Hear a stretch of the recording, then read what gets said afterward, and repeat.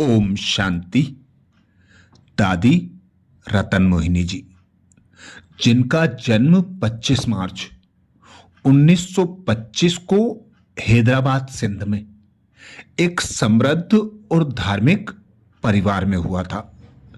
दादी जी ने 8 अप्रैल 2025 को सुबह 1:20 पर अपने भौतिक देह का त्याग कर बाप दादा की गोद ली।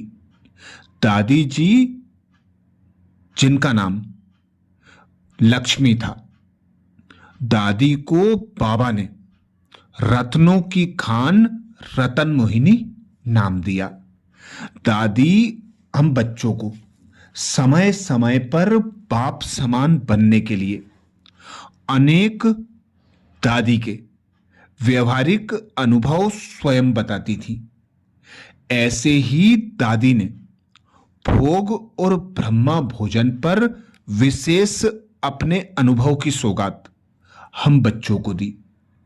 दादी कहती, जब मैं बाबा के यज्ञ में आई, बाबा क्लास में बताता था कि लहसुन प्याज अच्छा नहीं है, नहीं खाना चाहिए, तो कईयों को समझ ही नहीं आता था, तो थोड़ा देरी छोड़ते थे। खान पान तो हमारा शुरू से ही शुद्ध था। खान पान की परहेज भी शुरू से ही थी।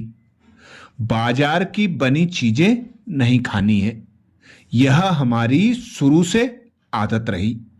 सत्संग में बैठते थे तब भी हमारा भोजन शुद्ध था। भोग बनाने और लगाने की आदत उस समय नहीं थी, थोड़ी देर से शुरू हुई। संगठन में खाते थे तो पहले भोग लगता था। दादी जी से प्रश्न किया, दादी, अगर हम शुद्ध भोजन को धारण नहीं करते तो स्थूल और सूक्ष्म रूप से क्या नुकसान होता है? दादी कहती, स्वभाव में, बोल में, संपर्क में और विचारों में फर्क आता है। फिर अप्रत्यक्ष रूप से कर्मों में भी आता है। परहेज है तो परहेज याद रहता है, परहेज नहीं है तो कोई ने कुछ दिया तो हम खा लेंगे। कभी खाना अच्छा नहीं लगा तो हम कुछ खा लेंगे। यज्ञ में शुरू से ही यह यज्ञ का भोजन है, हमें स्वीकार करना है, यही नियम था। इसलिए हमारे पास दूसरी बात ही नहीं थी। हमारी माताजी वेजिटेरियन थी, हम भी वेजिटेरियन थे, इसलिए हमको कोई बड़ी बात नहीं लगी। दादी जी से अगला प्रश्न, दादी जी, भोजन बनाने और खाने में क्या परहेज होनी चाहिए? दादी उत्तर में कहते, जब खाना खाते हैं तो याद में रहकर दृष्टि देकर खाएं। हम ईश्वरीय स्मृति से खाएंगे तो हमारे अंदर शुद्ध विचार चलेंगे। अगर हम ऐसे ही बना हुआ खाएंगे, बनाने वाले का क्या विचार चल रहा था हमें क्या पता, तो इससे हमारे विचारों पर उसका असर आ सकता है। इसलिए हम परहेज रखते हैं। दादी जी से अगला प्रश्न, दादी जी, बाबा को हम भोग लगाते हैं, उस समय किस प्रकार की वृत्ति रखें? भोग को बाबा कैसे स्वीकार करते हैं? उत्तर में दादी समझाती, बाबा स्वीकार करते हैं, ये हमारी भावना है। हम अपनी भावना से बाबा को भोग लगाते हैं। जैसे वैष्णव जन भी मंदिर में भोग लगाते हैं तो भावना से ही लगाते हैं। भावना से हमने भी रखा और बाबा ने स्वीकार किया। बाकी ऐसे थोड़े ही कि बाबा आकर स्वीकार करते हैं। जैसे हमने बाबा को याद किया तो बाबा को भी हम याद आए, उससे खुशी होती है।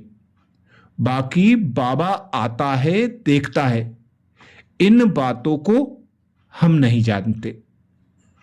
अगला प्रश्न दादी जी से। दादी जी, जब आप पहली बार विदेश जापान गए तब वहां खाने पीने में असुविधा हुई होगी। उत्तर में दादी कहती, वहां हम अपने हाथ से बना के खाते थे। उनको बहुत ख्याल होता था। सब कहते थे, ऐसे कैसे करेंगे? हमने कहा, नहीं, आप सोचो नहीं, हमारा नियम है। वे लोग छुट्टी देते थे धर्म समझकर। हिंदू धर्म में ऐसा माना जाता है, इसलिए बड़ी बात नहीं है। अगला प्रश्न दादी जी से। दादी जी, गुरुवार को जब बाबा को भोग लगता है उस समय आप योग में बैठते हैं तो आप क्या संकल्प लेते हैं? बाबा का किस प्रकार से आह्वान करते हैं? उत्तर में दादी समझाती, हमारी याद तो एक ही रीति की रहती है। हम तो वहीं अपने को आत्मा समझ बाबा को याद करते हैं, प्रेम से याद करते हैं। अगला प्रश्न दादी जी से।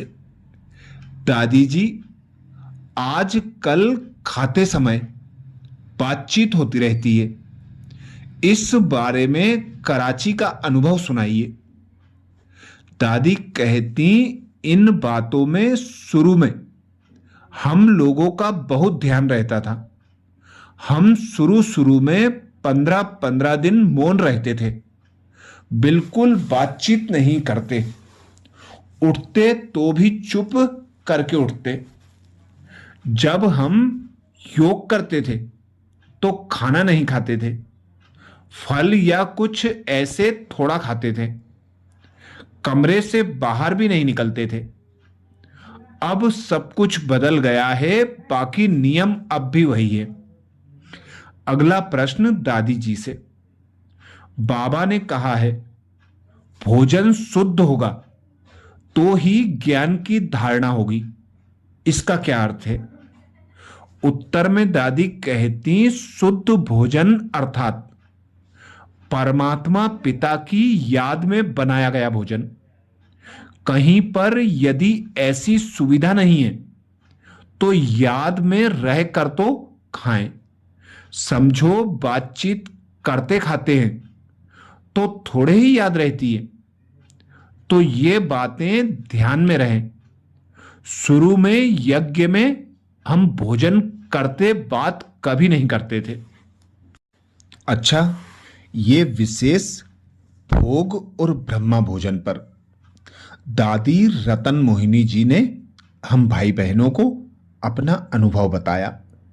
इस अनुसार यदि हम भोजन की शुद्धता को अपना लें, बाबा को भोग लगाएं और फिर भोजन स्वीकार करें, ऐसे करने से हम भी दादी के समान ज्ञान रत्नों की खान बन सकते हैं। अच्छा, दादी जी को पूरे ब्राह्मण परिवार की ओर से सत सत नमन, हृदय से श्रद्धा सुमन। अच्छा, ओम शांति।